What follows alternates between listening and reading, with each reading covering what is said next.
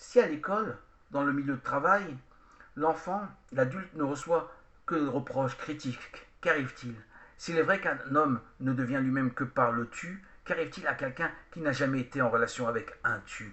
Cet homme-là est-il condamné à une vie solitaire, à la vaine quête de l'acceptation de lui-même? N'y a-t-il aucune force qui puisse briser le cercle vicieux? Psychologues et philosophes peuvent décrire et expliquer parfaitement ce cercle vicieux, mais ils ne peuvent nous aider à le briser. Car on ne peut le briser de l'intérieur, il faut une force extérieure.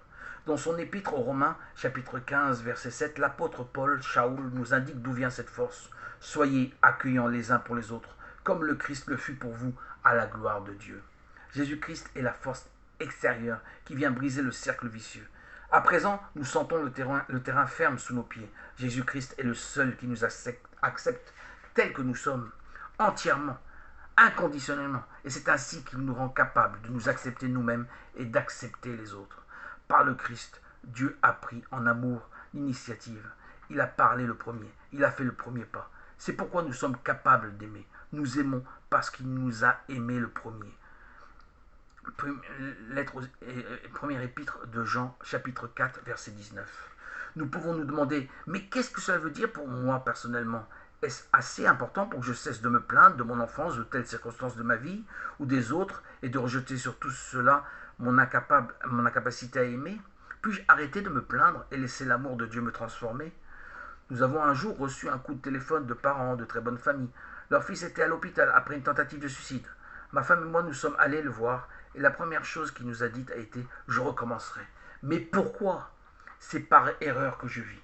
On n'aurait pas voulu que j'existe. Nous ne comprenions pas, mais peu à peu il se livra tout à fait.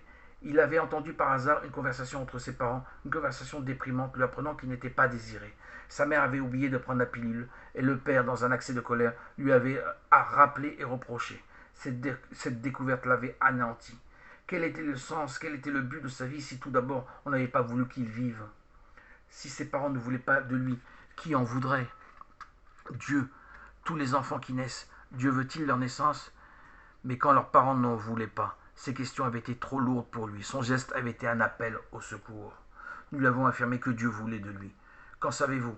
Il nous regardait avec une expression à la fois de doute et d'espoir.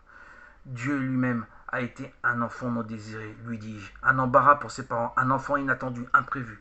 Dans sa venue au monde, il n'y a eu aucune action humaine, et ne parlons pas d'un désir humain. En fait, il est resté toute sa vie quelqu'un dont on ne voulait pas, jusqu'à ce qu'on ait essayé de se débarrasser de lui en le crucifiant.